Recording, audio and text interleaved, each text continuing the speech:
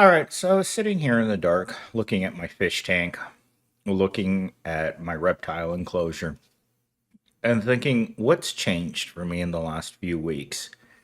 And that's, I've started spending much more time completely alone, not taking phone calls, not answering text messages, not really interacting with the outside world, but just sitting here and thinking about what plant I'm going to get next, or if I'm going to go buy $4 worth of moss, Java moss, which is probably what I'm going to do after I go to the gym in an hour, just because it helps you pass the time.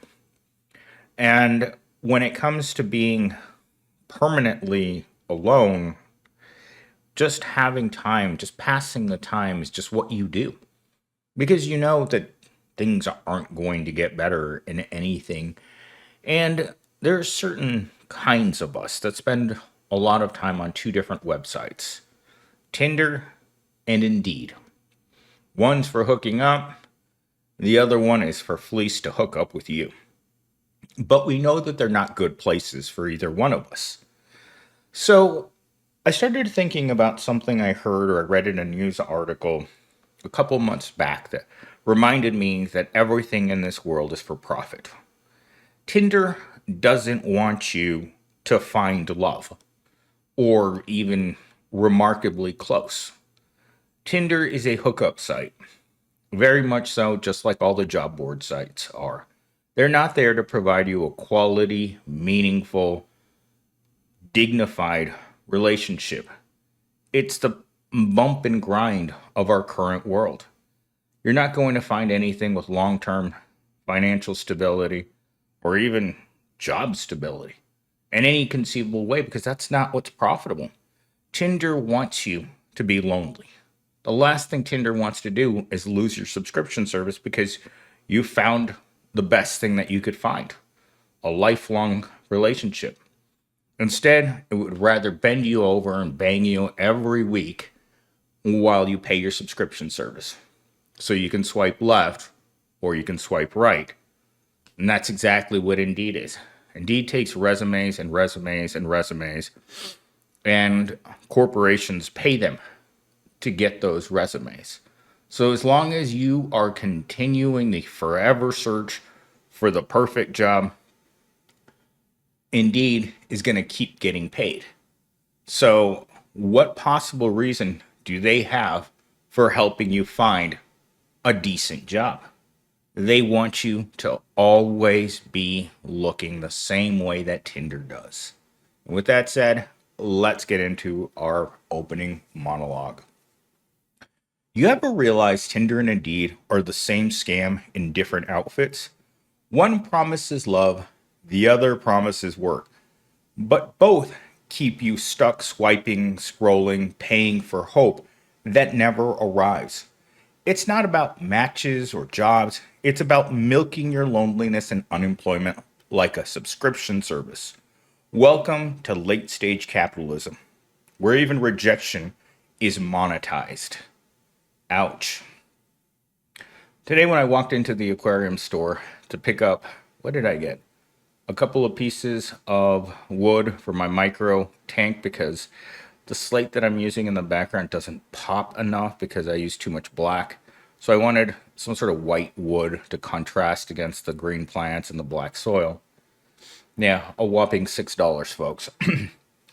Anyhow, there was a really tall, girl wearing space buns. And if you guys know anything about my channel, I love space buns. And so I looked at her. There was a lot of people in this aquarium store. I'd never been to this one. And it's actually right next to the reptile store, which is pretty ironic, right? But she looked at me, assumed that didn't have any money, which most of us pearls don't have money for even our crappiest of crappy hobbies. But I could just tell that this is the best that she could do. This is what Indeed had given her for work. Minimum wage, sitting in an aquarium store, cleaning up fish poop, 8 hours a day. And that's it.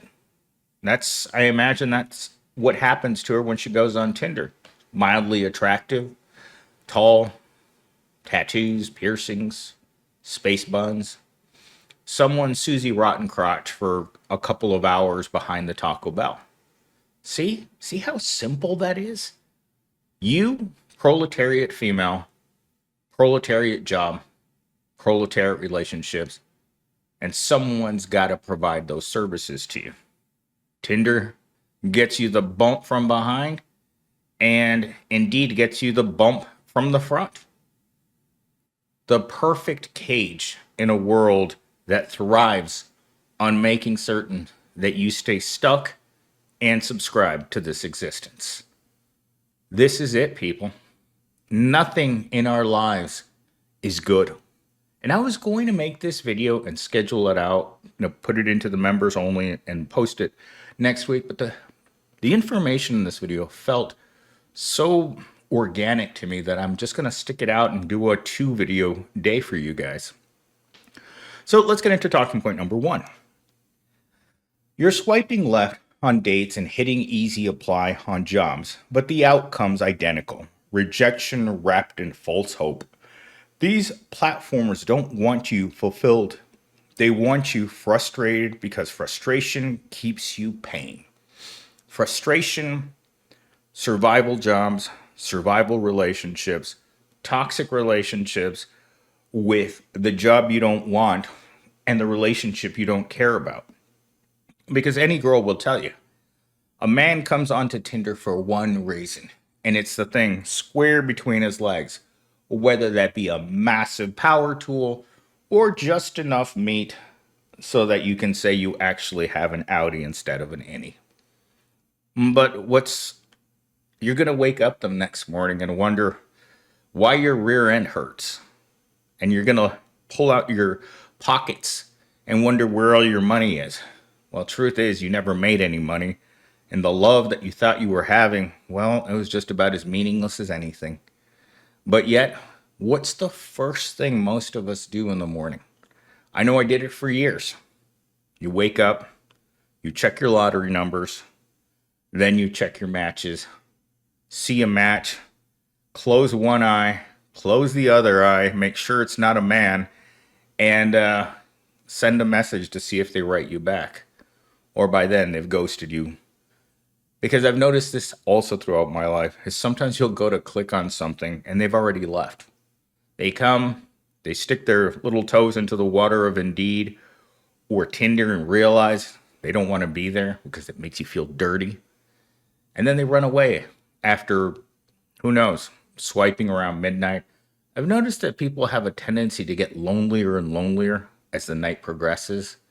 Last night, the girl that lives next door to me was giggling with like 4 of her friends for hours last night. I think I didn't fall asleep until 2 a.m. because I have no idea what they were doing, but they were all giggling like they were sharing a toy. And I was just like, go to sleep, ladies. And I mean, I saw my next door neighbor leaving. Yesterday I think I was going to the gym. It was around 2 o'clock in the afternoon. She was wearing an outfit that wasn't a I'm going to work outfit. You're talking about a skirt with about a quarter butt cheek hanging out, freshly shaved everything. And this girl's she's not thin, people. But a girl even that looks like that, I would say a 4 out of 10. Little chunky, a little tall, not very pretty.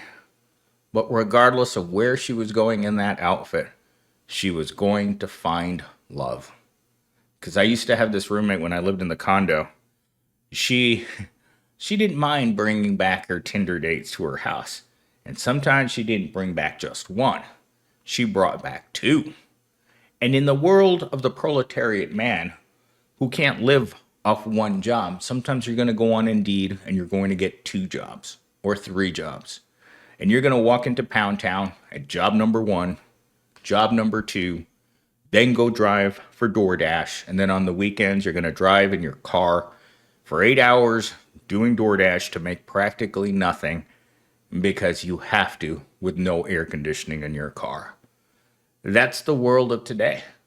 There's nothing real out there for most people. Sure, you're going to be like, Oh, MillennialSteam, you're so pessimistic. And that's one of the main reasons I stopped talking to this friend of mine that I'd been talking to almost every day for months, because she got tired of my pessimism and she got tired of my not being positive towards the choices that she made in her life, while at the same time being unemployed for over a year and 2 months. How do people like that even exist? What keeps them buying lottery tickets? What keeps them coming back to Tinder? What keeps them coming back to Indeed? And that's basic survival needs. You need Indeed to get you the ramen that you need to keep you alive physically. You need Tinder to keep you alive emotionally. Because if you get murked on both, the job and the love, the next thing is you're not going to have it in you. Because as I've said, you've got hope, you've got the cope, or you've got the rope. That's all there is in this life. There's nothing else. And people like her can wake up every morning and say, you know what? It's not so bad. Warm up your cup of noodles, go through your potential matches on Tinder, and just keep smiling. Get to McDonald's, keep smiling. Leave McDonald's, go work at Domino's delivering pizzas, keep smiling. Come home, get on Tinder, swipe, go meet up behind the Taco Bell, get your love need in, and you wake up the next morning and you do it all over again. You multiply that by 40 to 60 years, you make it to the end of your miserable existence, broke, alone, and probably with the crotch crispies. If there's one thing we know about Tinder, is you're not getting the freshest fish. Chances are you might get something that smells a bit off. In fact, that's the smell that I get when I'm going through Indeed. The smell isn't quite right, if you get my drift. It might be 3-day old fish. Wink, wink. All right, let's go into talking point number 2. Dating apps and job boards are casinos built on loneliness and unemployment. The less you win, the longer you play, and the house rakes in profit while you spiral in hope. They've turned misery into a subscription plan. I think that's what keeps the lottery going in our society, is that everyone expects the lottery to somehow benefit them. Yesterday, when I was coming back from going to the Kroger's down the street from my house, there was literally thousands of cars. Why? Because I live 2 miles from one of the largest universities in the entire United States. Every one of those college losers is expecting to go to school and then get a real job. But the reality is, universities and colleges are pipelines between overspending on an education that's never going to lead anywhere and right back to being a cashier. It's literally a pipeline linking them back. Because as many articles that I've read, there aren't enough good jobs out there so that everyone that goes to school can do better. And in fact, once you start seeing the STEM majors, science, technology, engineering, and math students ending up in the same pipeline as that journalism major working as a cashier, you come to realize that there are only so many winning lottery tickets for college students. The rest of them are going to end up in finance, pushing shopping carts, working in an aquarium store when you're 25 with your degree in French literature. Happens, people. I knew a girl that was working at Walgreens like that. She had a degree in French, spoke fluent French, but she wasn't going anywhere. She came from a bad family. She came from a broken family, got pregnant when she was 16, and somehow managed to finish a college degree. No experience, a child locking you down, because it's impossible to really. There are certain things that really hurt your life, and most people avoid those things. And this is something that one of my friends from McDonald's told me is like, I don't have any pets. I don't have any relationships. I don't go out and I paint my own toenails. Why? Because she doesn't want to have anything holding her down. This is a person that can drop her job and be moved to a city 300 miles away just like that. There's absolutely nothing holding her down. I don't know what her day to day life must be like, being extremely poor and cheap, but it's probably better than someone who has a mortgage, a car payment on a car that they're never going to pay off because you're always paying on the interest. I mean, I think I'm like $10,000 over what my car is worth right now. It's a piece of crap. And I've come to the conclusion that I will never be able to pay it off. By the time I get it paid off, it's not going to be worth anything. Just like my friend's car. Paid it off within a month of paying it off, the car was absolutely ready to be taken to the junkyard because repairs were more than the car was worth. I think that's what happens to all pros. That we get to a point in our life where the cost of living outweighs what it's worth to us. Because what's a job that's not going to provide you with security? It's that car. You're making payments on interest over and over and over again. And all that happens is you just keep getting more and more depressed and lonelier. So you go onto Tinder and you pay extra for the bells and whistles. I'm not saying I've done this before, but if they're there because it's profitable. The lonelier and later at night it gets, the more you're willing to suffer financially in order to not feel the way that you do. Talking point number 3. On Tinder, you get ignored. On Indeed, your resume vanishes into the void. And on both sides, you're left questioning your worth. It's not a glitch. It's the business model. Keep you hungry, keep you scrolling, and sell you premium just to lose faster. I hadn't read that, but I knew that that's where this was going. They have to sell you the premium. I think that's why we're so fascinated with scrolling through Instagram and Facebook and TikTok because we just like seeing what other people are doing. Because we're all practically the same. We're all broke. We're all ugly. We're all short. And our lives aren't going anywhere. I mean, you can wake up tomorrow and tell yourself with all the toxic positivity in the world that today's going to be different. You're going to wake up tomorrow smelling like Susie Rottencrotch and wonder, what did I do wrong? Well, you'll find that out between you and your doctor in a few weeks. Maybe not even that long. I've heard that syphilis is up in babies. And you know where babies get syphilis from? From the proletariat getting it on. All right, let's do our closing monologue.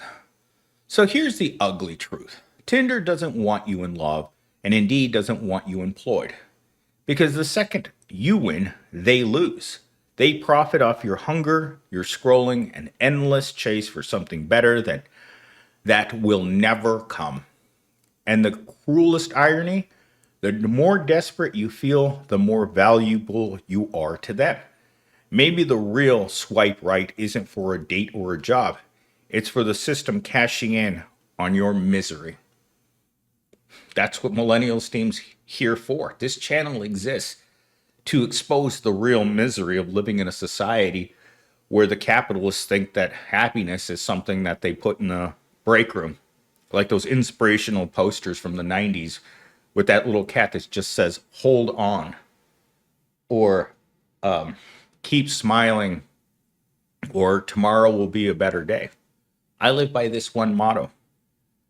Every day is the worst day of my life. And it will never get better.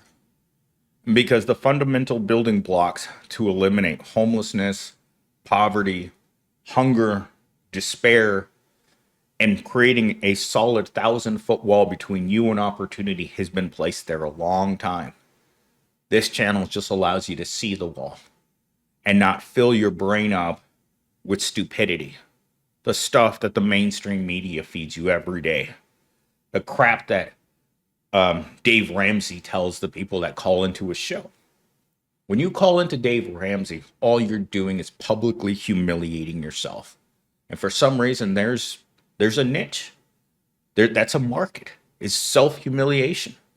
It's like those men that like going to the dominatrix. That's what Dave Ramsey is. He's the dominatrix of the financial world.